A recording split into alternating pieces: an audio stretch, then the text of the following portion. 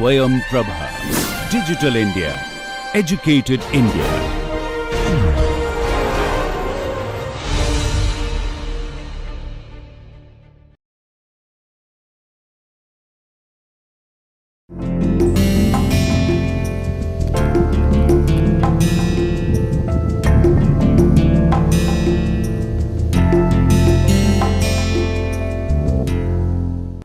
नमस्कार। पाश्चात्य राजनीतिक दार्शनिकों के अध्ययन की श्रृंखला में आज हम जेरेमी बेंथम के बारे में बातचीत करेंगे। जेरेमी बेंथम एक ऐसे राजनीतिक दार्शनिक माने जाते हैं जिन्होंने उपयोगितावाद का विचार आधुनिक संदर्भों में पेश किया और उपयोगितावाद के विचार के कुछ व्यवस्थित रूप से प्रस्तुत करने वाले विचारक के रूप में इनकी आज भी चर्चा होती है। और मुख्य रूप से जब भी आप अगर कहीं ये प्रश्न देखें किसी प्रतियोगी परीक्षा में कि उपयोगितावाद का आधुनिक जन्मदाता कौन है, तो उसमें आपको जवाब के रूप में जेरेमी बेंथम का नाम मिलेगा। तो इस लिहाज से ये एक ऐसे विचारक हैं जो सिर्फ राजनीतिक दर्शन की व्यवस्थित अध्ययन करने वाले छात्र छात्राओं शोधार्थियों में ही प्रसिद्ध नहीं है, बल्कि आम तौर पर इस विचार को जन्म देने वाले यानी उपयोगितावाद के विचार को जन्म देने वाले विशेष रूप से आधुनिक संदर्भ में व्यवस्थित रूप से प्रस्तुत करने वाले विचारक के रूप में भी जेरेमी बेंथम प्रसिद्ध हैं। और जेरेमी बेंथम के बारे में आज जो हम चर्चा करेंगे वो कुछ खास बिंदुओं से होकर आगे बढ़ेगी, लेकिन इसकी शुरुआत में ही मैं यह साफ कर देना चाहता हूँ कि जेरेमी बेंथम के बारे में हमें सिर्फ यह नहीं सोचना चाहिए कि वो उपयोगितावाद से संबंधित एक लेखक ही थे, बल्कि कई अन्य ऐसे पहलू हैं जो हमें समझने की ज़रूरत है। यानी कि उन्होंने राज्य के बारे में या दूसरे कई आयामों के बारे में किस तरीके से विचार रखें, हम इस पर चर्चा करेंगे। तो हमारी पूरी चर्चा का जो स्वरूप होगा मैं उसके बारे में आपको बता देना चाहता हूँ। सबसे पहले हम बेंथम के जीवन परिचय को देखेंगे, उसके बाद बेंथम की प्रमुख कृतियों के बारे में बातचीत करेंगे और उन्होंने किस तरीके से उपयोगितावाद का सिद्धांत प्रस्तुत किया इसके बारे में चर्चा करेंगे। मूल समझौते का एक जो विचार है ख़ासतौर पर जो ब्लैकस्टोन के द्वारा जो उनके पूर्ववर्ती थे उनके लेखन में आया, तो उन्होंने उसकी आलोचना की, उसको हम समझने की कोशिश करेंगे। वो राजनीतिक समाज और प्राकृतिक समाज की दो अवधारणा प्रस्तुत करते हैं जो कि सामाजिक समझौतावादियों के सिद्धांत से थोड़ा अलग हटकर है, उसके बारे में हम एक समझ बनाने की कोशिश करेंगे। हम यह देखेंगे कि वो सरकार के सामान्य और किस तरीके से वो सरकार के विशिष्ट काम को परिभाषित। फिर बेंथम ने असमानता के बारे में किस तरीके के विचार रखे हैं वो हम समझेंगे और बेंथम फिर एक अच्छी शासन व्यवस्था का भी खाका खींचते हैं। और सबसे महत्वपूर्ण बात यह है कि जो कि आजकल जिसकी काफ़ी चर्चा होती है फूको के विचारों के कारण, वो है पेनोप्टिकन की अवधारणा, यानी कि एक आदर्श जेल कैसा हो सकता है। तो उसके बारे में हम एक समझ बनाएंगे और हम यह देखने की कोशिश करेंगे कि फूको ने उसकी किस तरीके से व्याख्या की है और उदारवाद के संबंध में या उदारवादी शासन के संबंध में उसका किस तरीके से निहितार्थ सामने आता है। और उसके बाद हम बेंथम के सिद्धांत की कुछ समस्याओं को देखेंगे और इसके बाद हम अपनी चर्चा को काफ़ी हद तक समेटने की कोशिश करेंगे और यह देखेंगे कि बेंथम का एक राजनीतिक चिंतक के रूप में किस तरह का योगदान रहा है। जेरेमी बेंथम का जन्म 1748 में लंदन में हुआ था। उनका परिवार काफ़ी संपन्न था और उनके पिता सफल अंग्रेज अटॉर्नी। बेंथम बचपन से ही काफ़ी प्रतिभावान थे। 3 वर्ष की उम्र में ही उन्होंने लैटिन पढ़ना आरंभ कर दिया था और 10 वर्ष की उम्र तक पहुंचने से पहले ही उन्होंने जॉन लॉक के कठिन दार्शनिक कृतियों का अध्ययन कर लिया था। 12 वर्ष की उम्र में उन्होंने ऑक्सफोर्ड यूनिवर्सिटी में दाखिला ले लिया। ऑक्सफोर्ड के क्वींस कॉलेज से BA और MA करने के बाद वे लंदन लॉ कोर्ट में जाने लगे। 1769 में उन्हें बार में बुलाया गया, हालांकि उन्होंने कभी भी वकील के रूप में प्रैक्टिस नहीं किया। बेंथम ने कभी भी एक वकील के रूप में काम नहीं किया और वे खुद को एक कानूनी सुधारक के रूप में ही देखते थे। उनका अधिकांश लेखन ब्रिटेन में कानून और राजनीतिक परिवर्तन के उद्देश्य को ध्यान में रखकर ही लिखा गया। 1785 में वे कैथरीन द ग्रेट के सलाहकार बनकर रूस में भी गए और वहाँ वे 3 वर्षों तक रहे। ब्रिटेन वापस आने के बाद 1790 के दशक में उन्होंने ब्रिटेन की सरकार के साथ एक समझौता किया, जिसमें उन्होंने अपने सुधारों के एक भाग के रूप में जेलों में सुधार का काम अपने हाथ में लिया और इसमें उन्होंने पेनॉप्टिकन की संरचना डिजाइन की। वे मानते थे कि पेनॉप्टिकन एक आदर्श जेल होगा। जब यह योजना नाकाम हो गई तो वे काफ़ी निराश भी हुए और यहीं आगे चलकर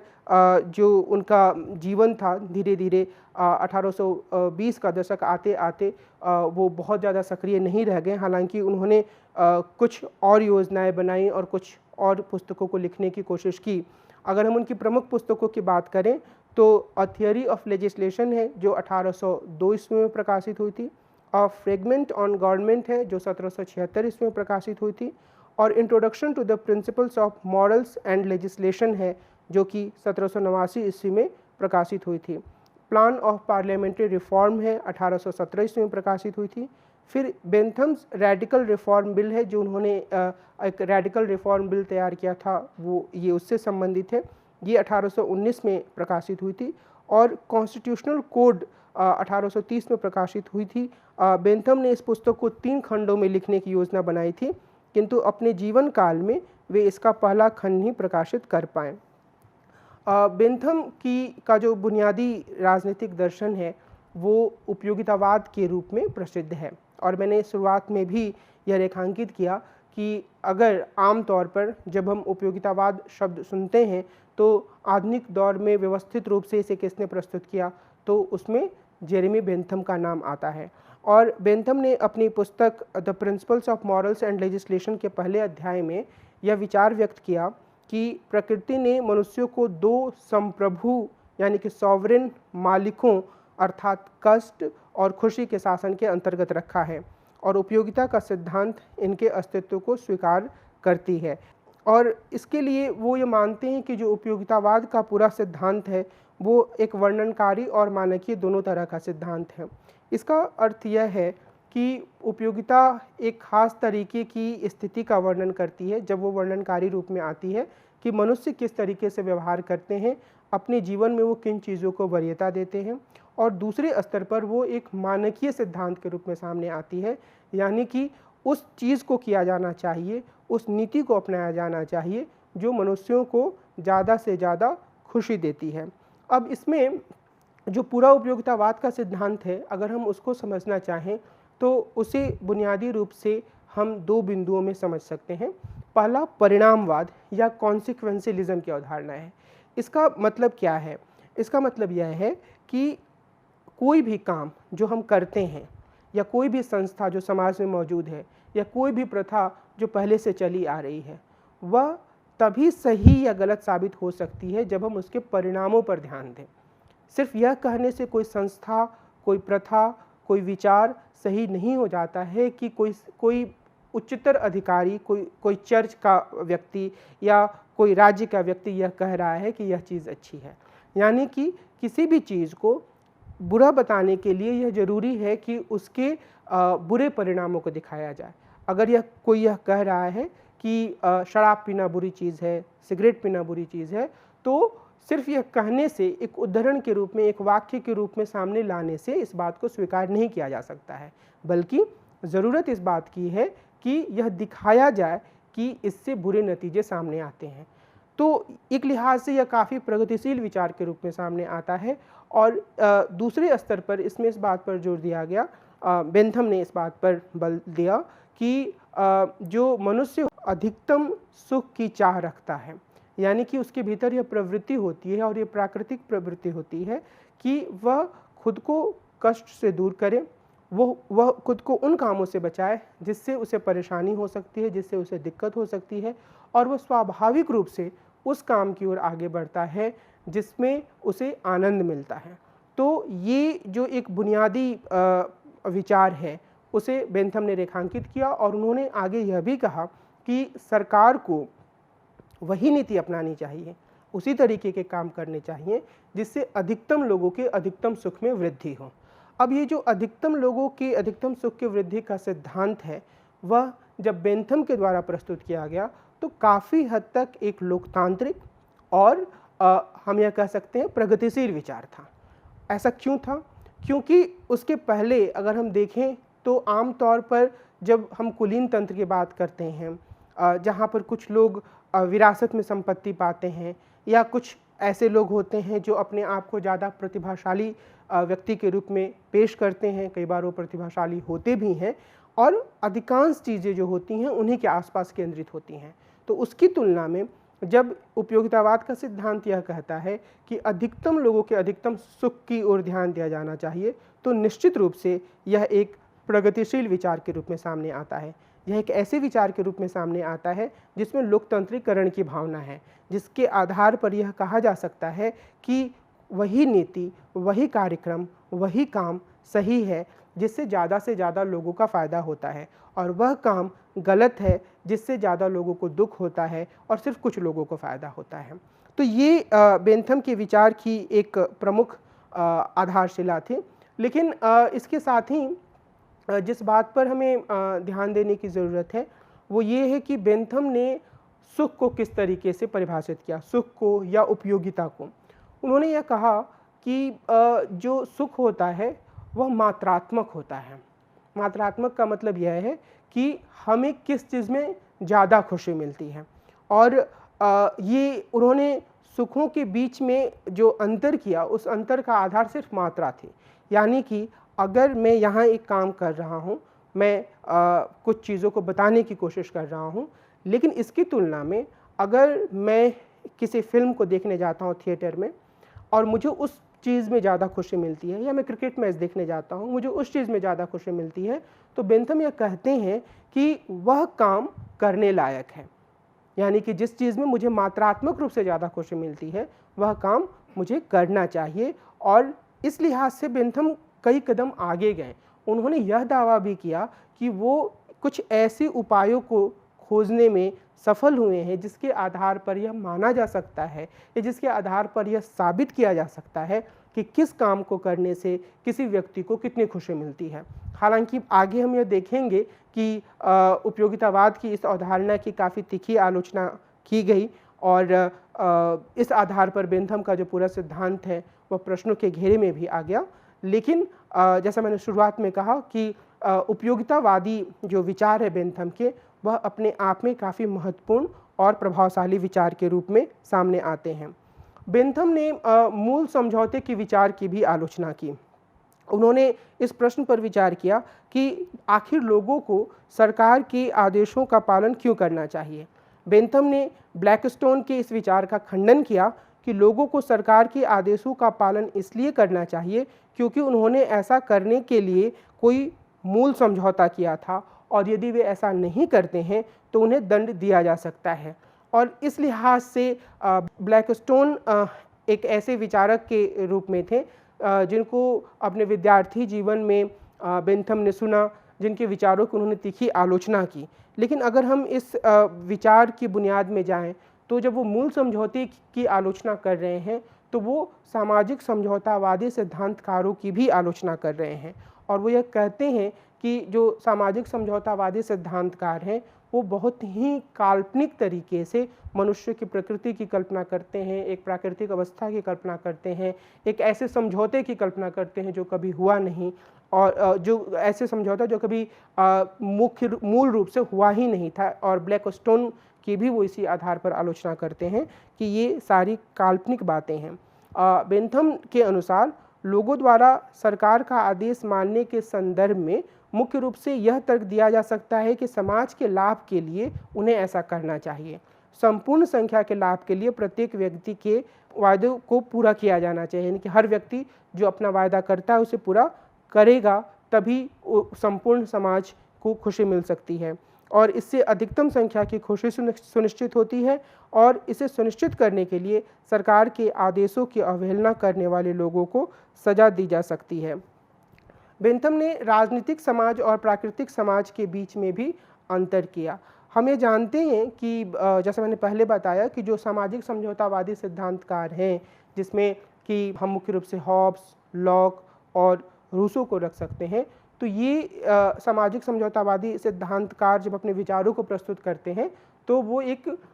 ऐसी अवस्था की कल्पना करते हैं जब राज्य नहीं था, जब राज्य का निर्माण नहीं हुआ था, और वो उसे प्राकृतिक अवस्था का दर्जा देते हैं। उस प्राकृतिक अवस्था में वो व्यक्ति की एक खास तरह की प्रकृति की कल्पना करते हैं और वह यह बताने की कोशिश करते हैं कि इस प्राकृतिक अवस्था में कुछ ऐसी समस्याएं पैदा हो गई जिसके कारण से व्यक्तियों ने आपस में समझौता किया और समझौता करने के बाद वो एक संप्रभु का निर्माण, एक सॉवरेन का निर्माण या एक राज्य का निर्माण करते हैं। और हम जानते हैं, हमने पहले इस बात की चर्चा की है कि जब हॉब्स इसकी चर्चा करते हैं तो वो लेवियाथन के निर्माण की बात करते हैं, जब लॉक इसकी चर्चा करते हैं तो वो एक सीमित सरकार के निर्माण की बात करते हैं जो कि मनुष्यों की कुछ बुनियादी स्वतंत्रताओं का सम्मान करेगा, और जब रूसो इस तरह के समझौते के बाद संप्रभु या राज्य के निर्माण की बात करते हैं तो वो जनरल विल या सामान्य इच्छा की बात करते हैं। बेंथम इस संदर्भ में दो तरह की अवधारणा प्रस्तुत करते हैं और वो प्राकृतिक समाज और राजनीतिक समाज का विचार पेश करते हैं। और उन्होंने कहा कि कोई भी जो समाज होता है वह पूर्ण रूप में राजनीतिक या प्राकृतिक नहीं होता है, बल्कि समाज अमूमन इन दोनों के बीच में स्थित होते हैं। राजनीतिक समाज को परिभाषित करते हुए कहते हैं कि जब यह माना जाता है कि बहुत से लोगों, जिन्हें हम प्रजा कह सकते हैं, में एक व्यक्ति या व्यक्तियों की एक सभा का आज्ञा पालन करने की आदत होती है, जिन्हें गवर्नर या गवर्नर्स कहा जाता है, तो ये सभी अर्थात प्रजा और गवर्नर मिलकर राजनीतिक समाज का निर्माण करते हैं। यानी कि राजनीतिक समाज एक ऐसा समाज हुआ जहाँ पर लोगों में एक व्यवस्थित रूप से जो प्राधिकार है, चाहे वो एक व्यक्ति के रूप में हो, चाहे वो व्यक्तियों की सभा के रूप में हो, उसके आदेश को मानने की प्रवृत्ति होती है। जब लोग उसके आदेश को मानते हैं तब हम ये कह सकते हैं कि यह एक राजनीतिक समाज है। और हम यह जानते हैं कि जब भी हम एक राज्य की व्यवस्था की कल्पना करते हैं, जब भी हम यह कल्पना करते हैं कि एक शासन है, चाहे वो एक व्यक्ति के द्वारा किया जा रहा हो, चाहे वो एक सभा के द्वारा किया जा रहा हो, तो यह उम्मीद की जाती है कि वहाँ के लोग उसके आदेशों को मानेंगे। और जिस सीमा तक यह प्रवृत्ति होती है, बेंथम ये कहते हैं कि उस सीमा तक हम उस समाज को राजनीतिक समाज का दर्जा दे सकते हैं। और प्राकृतिक समाज को परिभाषित करते हुए वे कहते हैं कि जब यह माना जाता है कि बहुत सारे लोगों में एक दूसरे से बातचीत करने की आदत, लेकिन उनमें राजनीतिक समाज जैसी कोई आदत नहीं है, अर्थात वे किसी की आज्ञा पालन नहीं करते हैं, तो उन्हें प्राकृतिक समाज की अवस्था में माना जाता है। चूँकि दोनों समाजों की, बेंथम का यह बुनियादी तर्क है कि कोई भी जो समाज होता है वो वास्तव में एकदम से राजनीतिक समाज नहीं होता है, जैसा कि सामाजिक समझौता सिद्धांतकार मानते हैं कि संप्रभु के निर्माण के बाद ऐसा हो जाता है, या वो एकदम से या पूरी तरीके से प्राकृतिक समाज के रूप में नहीं होता है। जैसा कि सामाजिक समझौता सिद्धांतकार मानते हैं कि राज्य के निर्माण के पहले एक प्राकृतिक अवस्था थी और लोग वहाँ पर प्राकृतिक समाज के रूप में रह रहे हैं। बेंथम यह कहते हैं कि प्रत्येक समाज में इन दोनों के बीच की स्थिति होती है। राजनीतिक समाज की प्रवृत्तियां भी मौजूद होती हैं और प्राकृतिक समाज की प्रवृत्ति भी मौजूद होती है। और उनका यह कहना है कि यदि कोई समाज प्राकृतिक अवस्था या प्राकृतिक समाज के करीब होता है तो सरकार की भूमिका ज़्यादा होती है, उसे दंड देने के प्रावधान का ज़्यादा प्रयोग करना पड़ता है। इसका सीधा सा अर्थ यह है कि यदि हम एक ऐसे समाज में रह रहे हैं जहाँ पर कुछ लोग तो ऐसे हैं जो कि कानूनों का पालन करते हैं, जो सरकार के आदेश को मानते हैं, और कुछ ऐसे लोग हैं जो सरकार के आदेश को नहीं मानते हैं। बहुत सीधे तौर पर अगर हम ये कहें कि कुछ ऐसे लोग हैं जो अपनी मनमानी करते हैं, जो चोरी का काम करते हैं, जो छीना झपटी का काम करते हैं, जो ट्रैफिक के नियमों को नहीं मानते हैं, तो ऐसे लोगों से निपटने के लिए बेंथम ये कहते हैं कि राज्य को दंड का ज़्यादा प्रावधान करना पड़ता है। और इसी संदर्भ में उनका यह बुनियादी विचार काफ़ी प्रासंगिक हो जाता है कि कोई भी समाज कभी भी पूरी तरीके से राजनीतिक समाज नहीं होता है और कभी भी वो पूरी तरीके से प्राकृतिक समाज नहीं होता है। यदि वह ज़्यादा मात्रा में राजनीतिक समाज है तो निश्चित रूप से वहाँ पर सरकार की भूमिका तुलनात्मक रूप से कम होगी, वह लोगों को ज़्यादा आज़ादी देगी, उसे दंड का ज़्यादा प्रावधान नहीं करना पड़ेगा। इसके बाद बेंथम के विचारों में सरकार के सामान्य काम और सरकार के विशिष्ट कामों की अवधारणा सामने आती है, जो अपने आप में काफ़ी महत्वपूर्ण है। बेंथम सरकार के बुनियादी काम को मनुष्य की प्रकृति से जोड़ते हैं। उनके अनुसार मनुष्य आपसी सहयोग के बगैर जीवन व्यतीत नहीं कर सकते हैं, यानी कि मनुष्य जो होते हैं वो सामाजिक प्राणी के रूप में होते हैं और समाज अपने सर्वोच्च रूप में एक ऐसी व्यवस्था है जिसमें लोग एक दूसरे को कुछ सेवाएं उपलब्ध कराते हैं और सरकार का दायित्व यह है कि वह एक ऐसी व्यवस्था बनाए जिसमें कुछ लोगों के दायित्व और अधिकार सुनिश्चित रूप से सामने आए और जो ये सेवाओं को प्रदान करने की प्रवृत्ति है या लोगों की को एक साथ रहने की जो पूरी व्यवस्था है वह सुगमतापूर्वक सरल तरीके से बेहतर तरीके से काम कर पाए। और बेंथम ने लोगों द्वारा एक दूसरे को उपलब्ध कराई जाने वाली ऐसी 2 सेवाओं का उल्लेख किया है। पहला सकारात्मक सेवाएं हैं या साझा संसाधनों के कोष में योगदान देने का दायित्व है। यानी कि लोग जब एक समाज के रूप में रह रहे हैं तो वे अपने संसाधनों का एक हिस्सा सरकार को देते हैं। वे अपने संसाधनों का एक हिस्सा एक ऐसे कोष के रूप में निर्मित करते हैं जो कोई आपदा की स्थिति आने पर जिसे खर्च किया जा सके या जो पूरी व्यवस्था है समाज की उसे सही तरीके से संचालित करने के लिए, उसे सही तरीके से चलाने के लिए जिसका इस्तेमाल किया जा सके। और दूसरा जो है वो नकारात्मक सेवाओं के रूप में है। यानी कि नकारात्मक सेवाएं बुनियादी रूप से ये हुई कि अगर दूसरे लोगों के पास संपत्ति है तो उस संपत्ति में दखलंदाजी ना की जाए, उसे छीना ना जाए, उसके साथ एक तरीके से ऐसा काम ना किया जाए जिससे दूसरे व्यक्ति को संपत्ति का नुकसान हो। तो यहाँ यह भी बात सामने आती है कि बेंथम जो हैं वो संपत्ति के अधिकार को बहुत ही एक बुनियादी अधिकार के रूप में मानते हैं और वो ये मानते हैं कि जो लोग समाज में रहते हैं उन्हें एक दूसरे के संपत्ति के अधिकार का सम्मान करना चाहिए और सरकार का यह काम है, एक सामान्य काम है कि वह ऐसी स्थिति बनाए कि लोग अपनी इस तरीके की जो उनका एक स्वाभाविक काम है उसको पूरा कर पाएँ। यानी कि सरकार एक ऐसी स्थिति बनाए जहाँ पर लोगों को एक दूसरे की संपत्ति के अधिकारों का सम्मान करने में आसानी हो। और यह बेंथम यह भी रेखांकित करते हैं कि सरकार को तभी कोई अधिकार बनाना चाहिए जब वह इससे उत्पन्न होने वाले दायित्वों का कष्ट, जब इस तरीके के अधिकार से जो दायित्व उत्पन्न होते हैं उनका कष्ट इन अधिकारों से उत्पन्न होने वाले सुख से कम हो। यानी कि सुख ज़्यादा हो और जो कष्ट है वो कम हो। और इसके आधार पर हम बहुत तरह की सरकारी नीतियों की अपने समय में भी एक तरीके से उसकी आलोचना कर सकते हैं, उसका परीक्षण कर सकते हैं। तो ये बोलते हैं कि सरकार जब भी कोई नीति बनाती है, जब भी कोई कार्यक्रम बनाती है तो उसका यह सामान्य दायित्व है कि वो यह देखे कि इस नीति से, इस कार्यक्रम से लोगों को ज़्यादा कष्ट तो नहीं होगा और अगर कष्ट होता है सुख की तुलना में तो उसे ऐसे काम नहीं करने चाहिए। इसके बाद बेंथम सरकार के कुछ विशिष्ट कामों के बारे में भी वर्णन करते हैं। वे यह कहते हैं कि सरकार का यह काम है कि वह अधिकतम संख्या की अधिकतम खुशी को सुनिश्चित करे और जीविका, प्रचुरता, सुरक्षा और समानता को सुनिश्चित करे। बेंथम ने जीविका को उन सभी चीज़ों के अभाव से जोड़ा जो सकारात्मक भौतिक वंचना की ओर ले जाते हैं। यानी कि अगर किसी व्यक्ति के पास शिक्षा नहीं है, रहने के लिए घर नहीं है, स्वास्थ्य सुविधाएं नहीं हैं,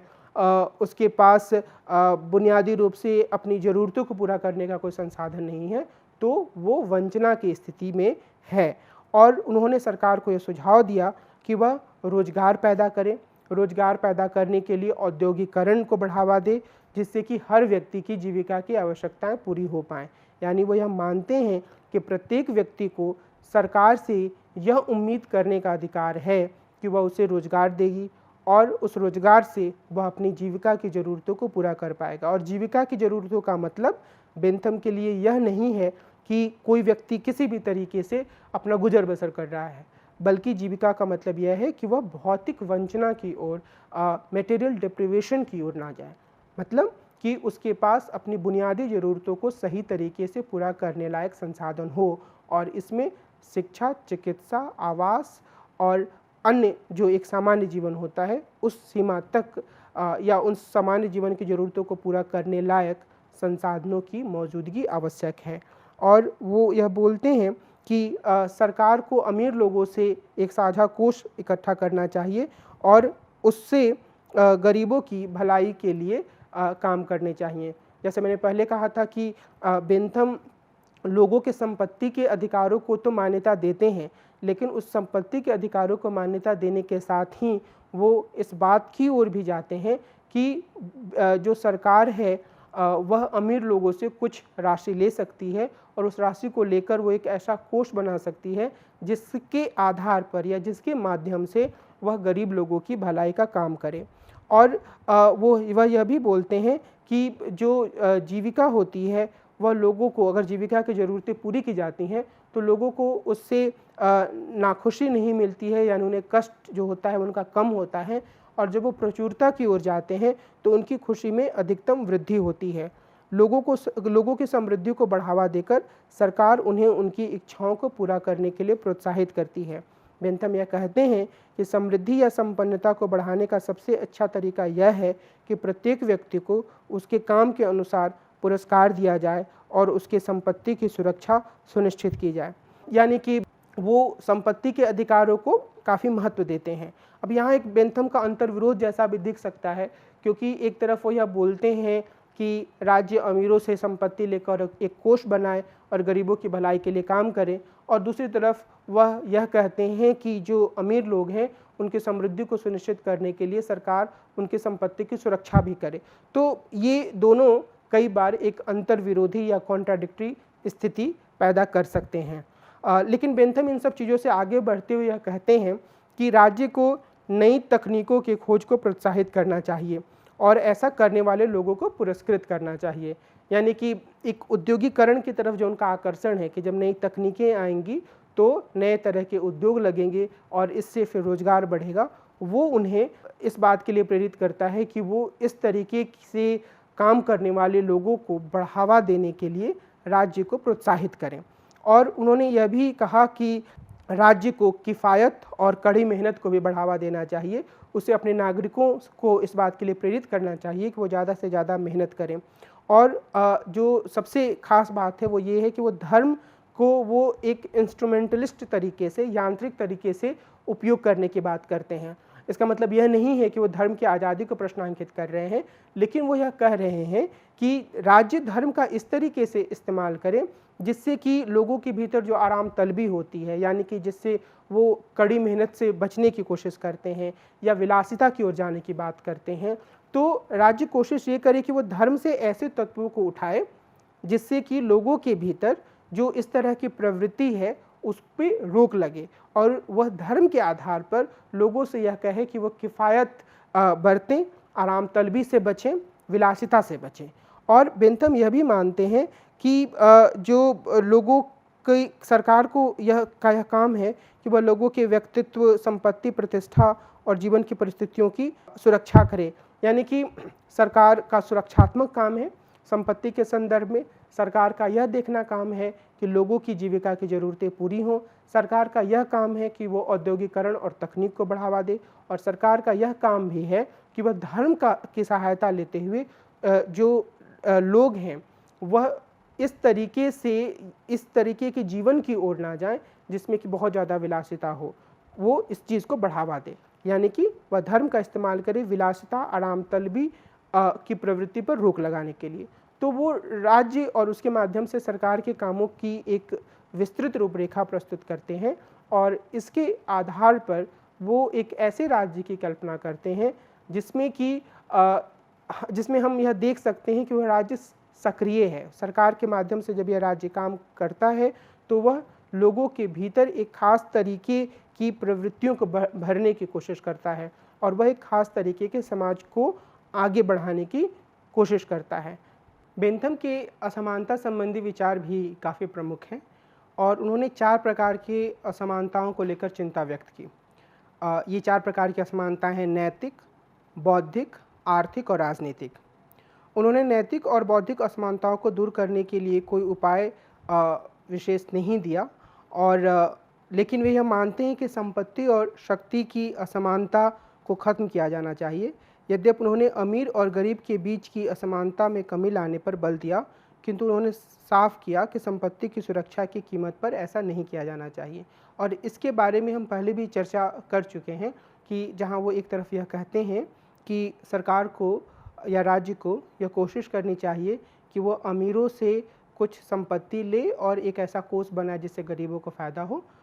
तो दूसरी तरफ वो यह भी कहते हैं कि जो उनकी प्रचुरता या संपत्ति रखने का अधिकार है उसमें कोई दखलंदाजी नहीं की जानी चाहिए। बेंथम के अनुसार जब बेंथम इससे आगे बढ़ते हैं और सार्वजनिक पदों की बात करते हैं तो वे कहते हैं कि सार्वजनिक पदों से जुड़ी शक्ति को कम से कम करके प्रत्येक समझदार व्यक्ति को उस पद के लिए योग्य घोषित करके और पद धारण करने वाले व्यक्ति को आम लोगों के प्रति जिम्मेदार बनाकर शक्ति की असमानताओं में कटौती की जा सकती है। यानी कि जो पद हैं वो किसी को विरासत में ना मिले, जो पद हैं उसमें लोग किसी तरह के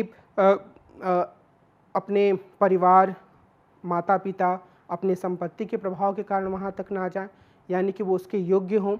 और जब इस तरीके की चीज़ें रहेंगी तो अपने आप जो एक शक्ति होती है जो संकेंद्रित होती है संपत्ति के आधार पर, परिवार के आधार पर, उसमें कमी आएगी। तो वो शक्ति के संकेंद्रण को इस लिहाज से कम करने पर जोर देते हैं। और वो यह भी कहते हैं कि सरकार का एक महत्वपूर्ण काम है कि वह लोगों के बीच में दयालुता की भावना को प्रोत्साहित करे। दयालुता की भावना को प्रोत्साहित करने का अर्थ क्या है? दयालुता की भावना को प्रोत्साहित करने का अर्थ है कि सरकार लोगों को इस बात के लिए प्रेरित करे कि वह जो दूसरे लोग हैं समाज में, जो उनसे निम्नतर स्थिति में हैं, वो उनकी भलाई की ओर ध्यान दें। और वो यह कहते हैं, एक बार फिर से धर्म को यहाँ पर ले आते हैं और वो कहते हैं कि धार्मिक और कट्टरपंथी समूहों या उनके विचारों पर सरकार को रोक लगानी चाहिए जो बाहरी लोगों के साथ बुरा बर्ताव करने के लिए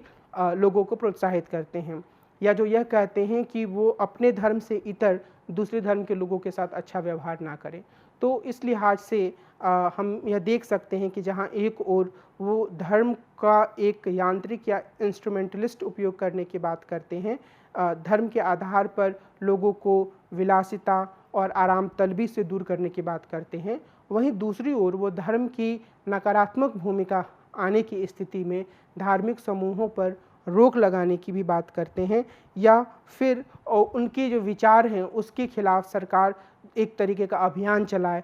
जिससे उनके पूर्वाग्रह या उनकी जो कट्टरपंथी सोच है उस पर नियंत्रण हो। तो ये सरकार की जो असमानता की स्थिति है उसके संदर्भ में वो काम को रेखांकित करते हैं। और वो इस बात पर भी विचार करते हैं कि आखिर एक संप्रभु यानी कि एक राज्य, और ज़्यादा व्यवहारिक स्तर पर कहें तो उसके एक विशेष संगठन के रूप में सरकार अपनी इच्छा अनुसार लोगों से कैसे काम करा सकती है। और वो यह कहते हैं कि संप्रभु या राज्य द्वारा अपनी इच्छा अनुसार काम कराने का जो पहला तरीका है वह यह है कि वह लोगों की इच्छा को प्रभावित करके इस तरह का काम करा सकता है जिसे बेंथम इम्पेरेशन कहते हैं। लोगों की इच्छा को प्रभावित करने का अर्थ यह है कि सरकार लोगों के सामने एक ऐसी स्थिति पैदा करे जिसमें खुद लोग इस बात के लिए प्रेरित हों, वो खुद इस बात को माने कि सरकार के द्वारा जिन कामों को करने के लिए कहा जा रहा है वह उनके फ़ायदे के लिए है। अब यहाँ हम एक उदाहरण पे विचार कर सकते हैं, और ये उदाहरण बेंथम नहीं देते हैं पर हम अपनी आम जिंदगी में देख सकते हैं। मिसाल के तौर पर वो ये कहते हैं कि अगर लोगों के भीतर हमें यह भावना भरनी है कि जब वो सड़क पर गाड़ी चला रहे हैं, खासतौर पे मोटरसाइकिल या मोटर बाइक, तो वो हेलमेट पहने, या जब वो कार चला रहे हैं तो वो सीट बेल्ट पहने। तो उसका एक तरीका यह हो सकता है, ज़्यादा प्रभावी तरीका बेंथम कहते हैं कि लोगों को ऐसा काम करने के लिए प्रेरित किया जाए, उनकी इच्छा को प्रभावित किया जाए कि असल में यह जो काम है वह खुद उनके अपने हित के लिए ज़रूरी है। और जो दूसरा स्थिति होती है वो ये है कि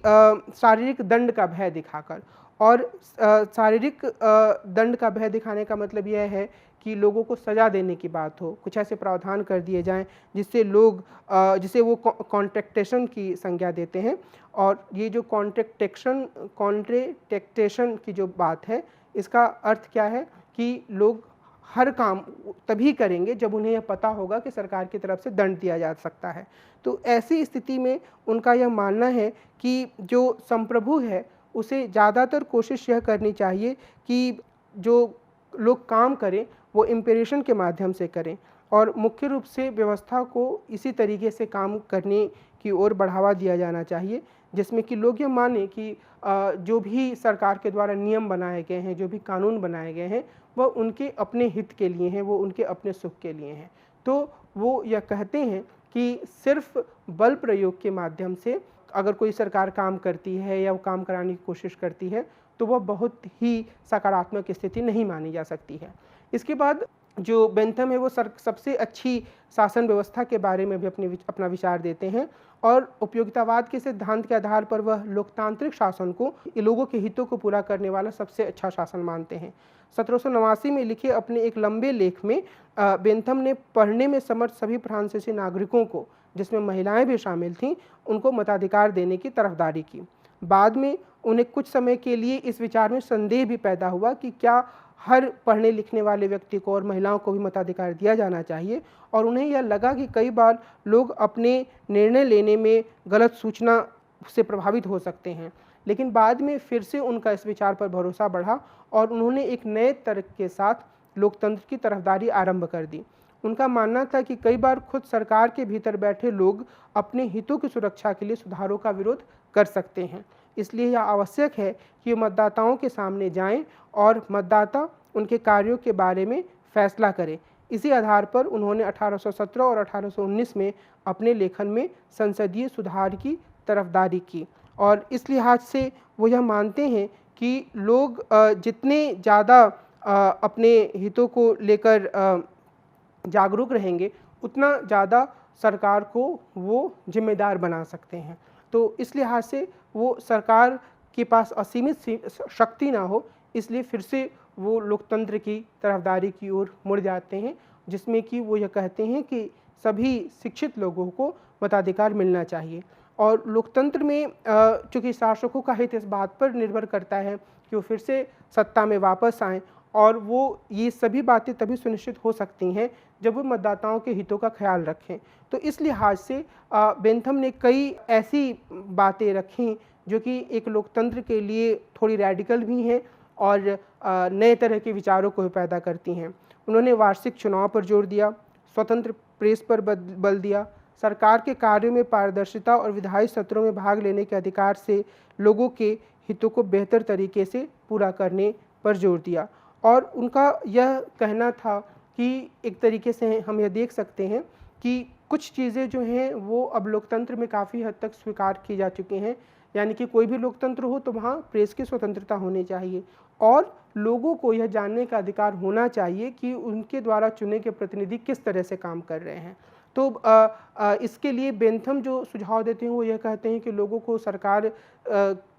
कि यानी कि संसद का जब सत्र चल रहा होता है और सरकार अपने काम का जब लेखा जोखा दे रही होती है तो उसके बारे में जानने का लोगों को अधिकार होना चाहिए। एक कुछ हद तक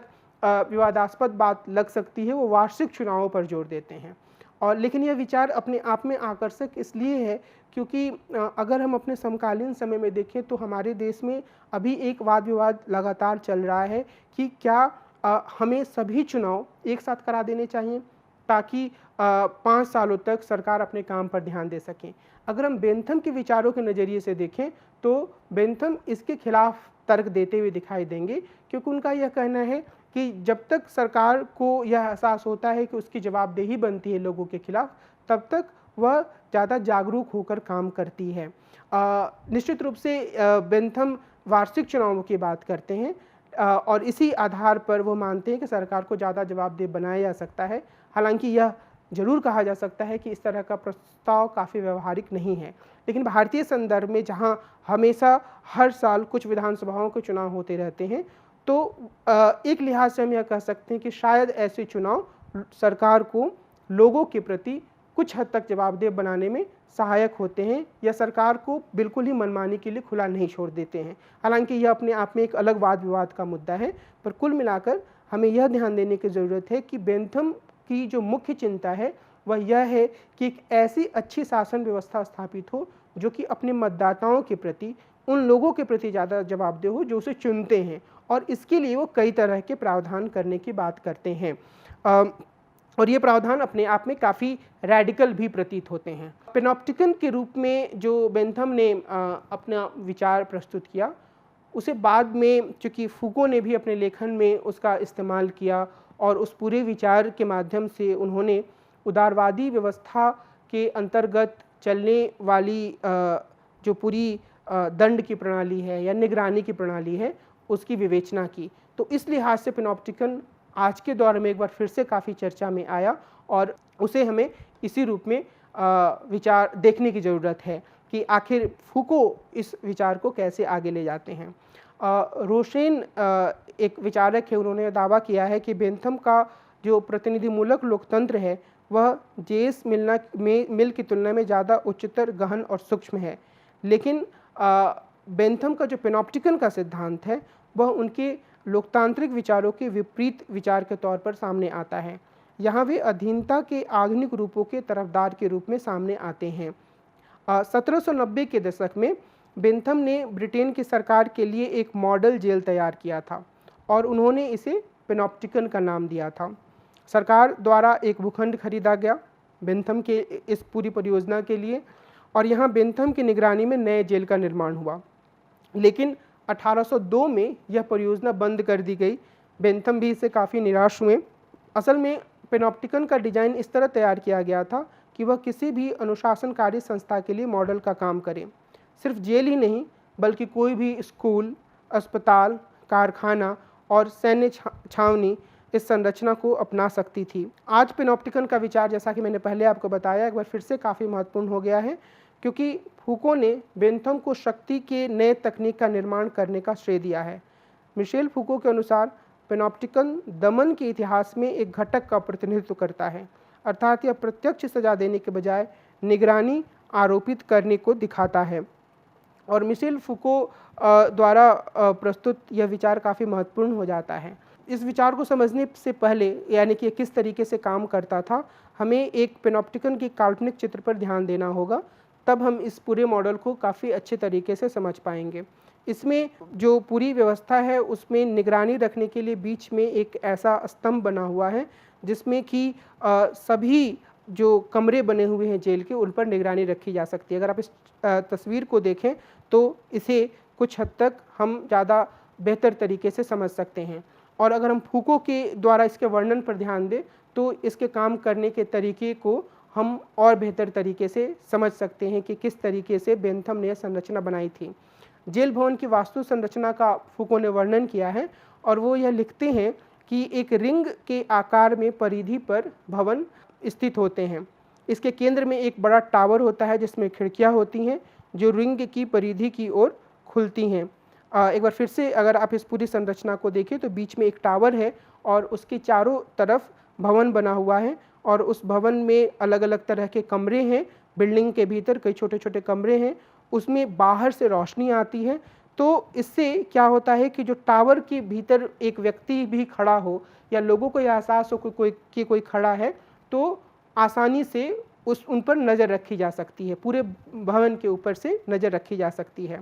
तो जो बाहरी भवन होता है वह कई कमरों में विभाजित होता है और इनमें से प्रत्येक संपूर्ण भवन की मोटाई के आर पार होता है। इन कमरों में 2 खिड़कियां होती हैं, एक अंदर की ओर खुलती है जिसके सामने केंद्रीय टावर की खिड़की स्थित होती है, दूसरी बाहर की ओर खुलती है जिससे बाहर से सूरज की रोशनी पूरे कमरे में आती है। अब टावर पर सिर्फ एक ओवरसीयर या पर्यवेक्षक की नियुक्ति करनी होती है और प्रत्येक सेल या कमरे में एक मरीज, अपराधी, मजदूर या स्कूल के छात्र को रखा जा सकता है। यानी कि ये सिर्फ जेल की बात नहीं है, जहाँ भी निगरानी रखने की ज़रूरत हो वहाँ पेनोप्टिकन के इस पूरे मॉडल का प्रयोग किया जा सकता है। और रोशनी के कारण केंद्रीय टावर में बैठा पर्यवेक्षक हर सेल या कमरे पर में बैठे व्यक्ति की गतिविधियों पर निगरानी कर सकता है। संक्षेप में काल कोठरी की पूरी अवधारणा बदल जाती है। सूरज की रोशनी और पर्यवेक्षक की निगरानी से कैदी पर ज़्यादा प्रभावकारी तरीके से नज़र रखी जा सकती है। कैदियों का एक दूसरे से कोई संपर्क नहीं होता है और उन्हें यह महसूस होता है कि गार्ड हमेशा ही उन पर नज़र रखे हुए हैं।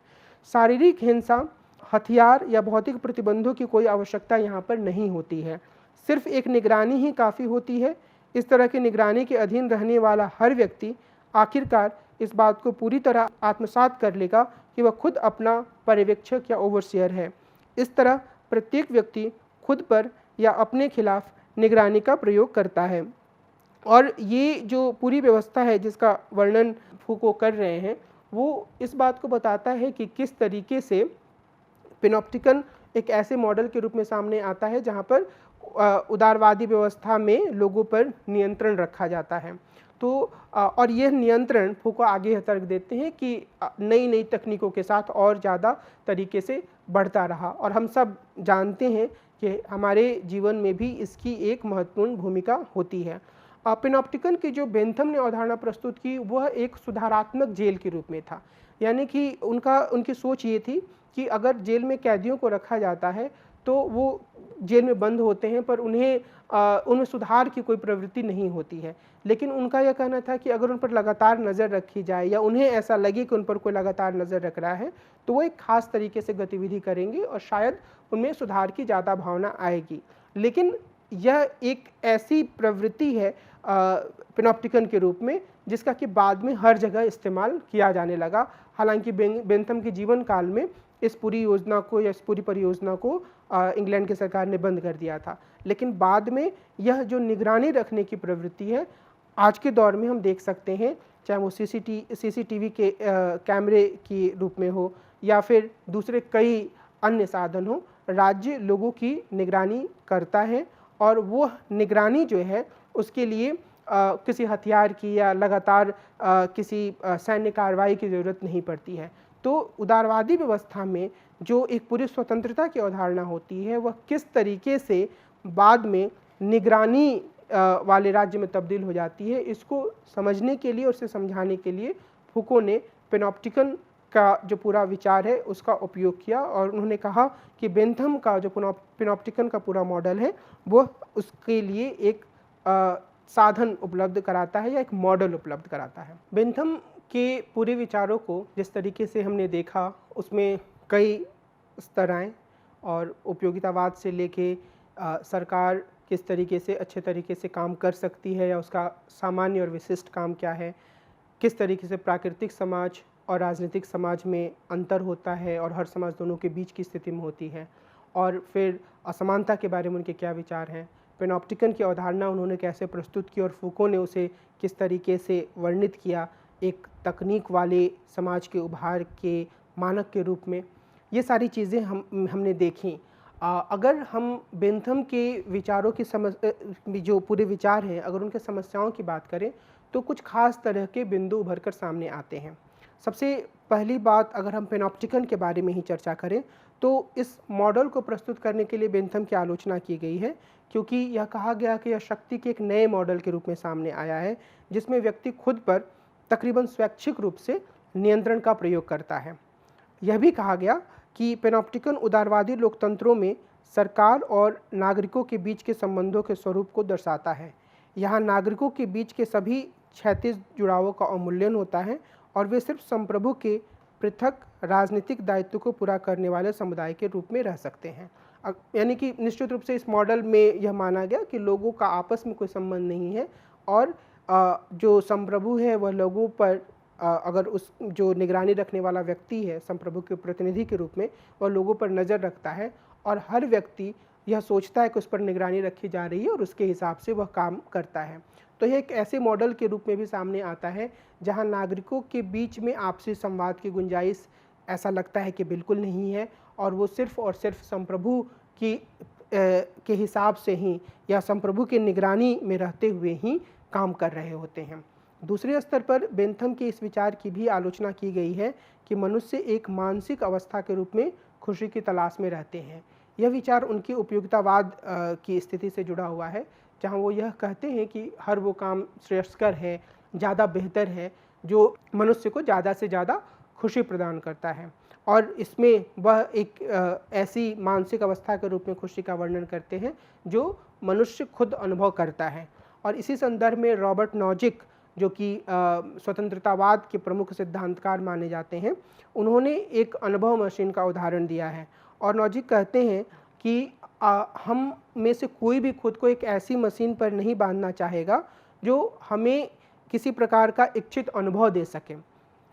बल्कि हम यह चाहेंगे कि हम वो खुद काम करें और हमें यह अनुभव हो, और हमें सिर्फ काम करने का अनुभव नहीं चाहिए बल्कि हम वो काम को करना चाहते हैं। तो अनुभव में और खुद करने में एक अंतर होता है। तो इस आधार पर जो सुख या खुशी को एक मानसिक अवस्था के रूप में वर्णन करते हैं वह एक सीमित वर्णन है, यानी कि मनुष्य को काम करके खुशी मिलती है और वो इसीलिए और सिर्फ वो खुशी हासिल करने के लिए काम अक्सर नहीं करते, बल्कि कई बार वो काम इसलिए भी करते हैं क्योंकि वो काम खुद वो करना चाहते हैं। तो इस लिहाज से सिर्फ मानसिक अवस्था काफ़ी नहीं है, बल्कि वो काम करने का अनुभव भी महत्वपूर्ण है। तीसरा, इससे जुड़ी हुई ही आलोचना है, और वह यह है कि हम सिर्फ अपने मस्तिष्क की स्थिति को नहीं, बल्कि दुनिया की स्थितियों को मूल्यवान मानते हैं। तो हम अगर किसी बच्चे के पिता हैं, अगर मैं किसी बच्चे का पिता हूँ या कोई भी माता-पिता यह नहीं चाहेगा कि वह अपने दिमाग में ही बच्चे को खुश मान ले, बल्कि वह यह वास्तव में चाहेगा कि उसका बच्चा वास्तविक दुनिया में खुश रहे, प्रसन्न रहे और उसका वो वास्तव में प्रगति करे। तो एक जो मानसिक अवस्था के रूप में खुशी होती है, वह एक सीमित खुशी के रूप में सामने आती है। चौथा, बेंथम की मात्रात्मक सुखवाद की अवधारणा भी समस्यापूर्ण है और जॉन स्टुअर्ट मिल ने इसकी तीखी आलोचना की है। जॉन स्टुअर्ट मिल के बारे में हम आगे चर्चा करेंगे। जॉन स्टुअर्ट मिल इन बेंथम के शिष्य थे और उन्होंने भी अपने आप को उपयोगितावादी चिंतक के रूप में प्रस्तुत किया, लेकिन एक उपयोगितावादी चिंतक के रूप में प्रस्तुत करने के बावजूद उन्होंने बेंथम की मात्रात्मक सुखवाद की अवधारणा की आलोचना की। मात्रात्मक सुखवाद का मतलब, जैसा कि हमने देखा था, कि हर वो काम जिससे हमें ज़्यादा से ज़्यादा खुशी मिले, पर जॉन स्टुअर्ट मिल मात्रात्मक सुख और गुणात्मक सुख के बीच में अंतर करते हैं और वे यह कहते हैं कि वह सुख ज़्यादा श्रेयस्कर है जो कि हमें गुणात्मक सुख के रूप में मिलता है। और इसमें उनका एक प्रसिद्ध कथन है कि अगर मैं एक संतुष्ट सूअर हूँ तो मेरी स्थिति असंतुष्ट सुकरात की तुलना में ज़्यादा बुरी है। वास्तव में उनका वाक्य है कि एक संतुष्ट सूअर होने की तुलना में एक असंतुष्ट सुकरात होना ज़्यादा महत्वपूर्ण है। असंतुष्ट सुकरात से मतलब यह है कि हम सब लोगों ने सोक्रेटिस या सुकरात के बारे में पढ़ा है और उनके बारे में चर्चा हमने की है इसी श्रृंखला के अंतर्गत। सुकरात एक ऐसे व्यक्ति थे जो लगातार सत्य की खोज में रहते थे। वह लगातार प्रश्न उत्तर की शैली के माध्यम से सत्य तक पहुंचने की कोशिश करते थे और जब उनके बारे में यह कहा गया कि वह अपने समय में एथेंस के सबसे विद्वान या सबसे ज्ञाता व्यक्ति हैं, तो उन्होंने यह कहा कि मैं सिर्फ यही जानता हूं कि मैं कुछ नहीं जानता हूं। तो अपने ज्ञान को लेकर, सत्य के बारे में अपनी चिंता के कारण वह हमेशा ही एक असंतुष्ट स्थिति में रहते थे, या हम कह सकते हैं कि वो पूरी तरीके से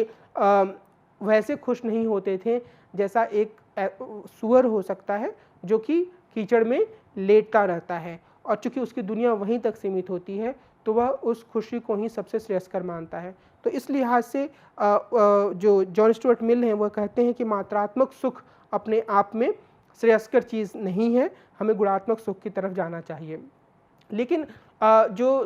एक अन्य आधार है जिस पर हम बेंथम की आलोचना कर सकते हैं, वह यह है कि बेंथम किसी भी स्तर पर यह बताने में समर्थ नहीं हो पाते हैं कि जो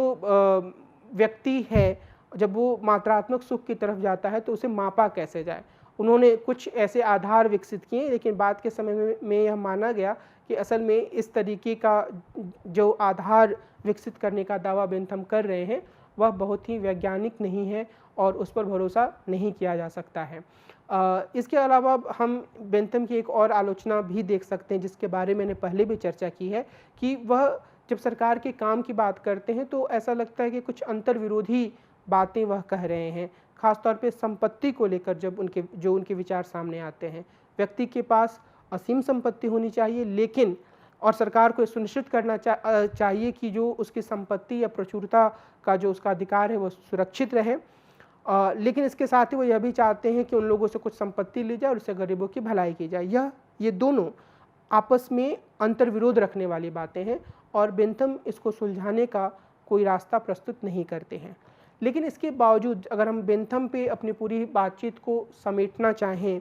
तो हमें यह याद रखने की ज़रूरत है कि दो ऐसी चीज़ें हैं बेंथम के काम में जिसकी चर्चा आजकल भी होती है। एक तो उपयोगितावाद और दूसरा पेनॉप्टिकन। उपयोगितावाद एक ऐसे विचार के रूप में हमारे सामने रहा है जो लगातार राजनीतिक चिंतकों को परेशान करता रहा है या उन्हें नए तरह की सोच प्रस्तुत करने के लिए प्रेरित करता रहा है। और यह बात भी हमें याद रखने की ज़रूरत है कि उपयोगितावाद कई मामलों में रिफ़ाइन या परिष्कृत हुआ है और वह काफ़ी नए रूप में सामने आया है, लेकिन इसके बावजूद